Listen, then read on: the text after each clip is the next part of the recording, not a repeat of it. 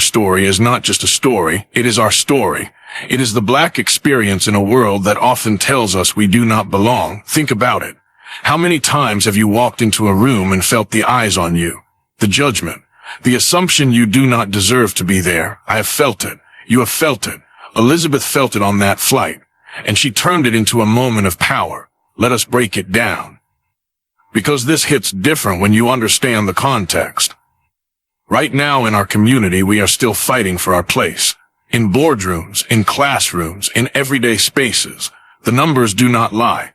Black women make up only 3% of corporate executives in America. 3%, despite being just as qualified, just as capable, often more so. Elizabeth Carter is one of those rare few, a Black woman CEO, but even she cannot escape the William Harris types of the world, the ones who think they can take what is ours, who think their privilege trumps our rights.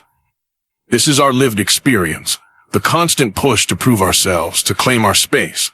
I remember my first job out of college, a corporate office. I was the only Black guy in the room. Every meeting felt like a test. Every word I said was weighed, judged. I could feel it, the doubt, the dismissal, just like Elizabeth felt in that cabin. But like her, I kept going, because that is what we do. We stand firm, we fight, not with fists, but with strength, with dignity, with the truth of who we are. And here is where it gets really interesting. Elizabeth's stand was not just for her. It was for us, for every Black person who has been told to move along, for every Black woman who has been underestimated. Her calm, her resolve, her refusal to back down. That is the power of our community. We do not just survive, we thrive, we lead, we change the game. And on that flight, Elizabeth changed the game. Not by shouting, not by fighting, but by standing in her truth. But wait.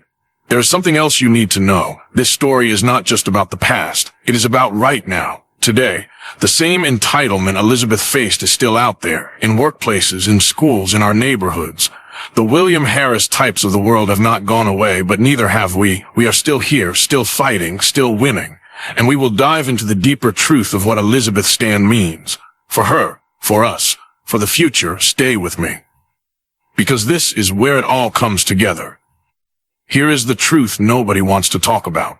Elizabeth Carter's stand on that flight was not just about a seat.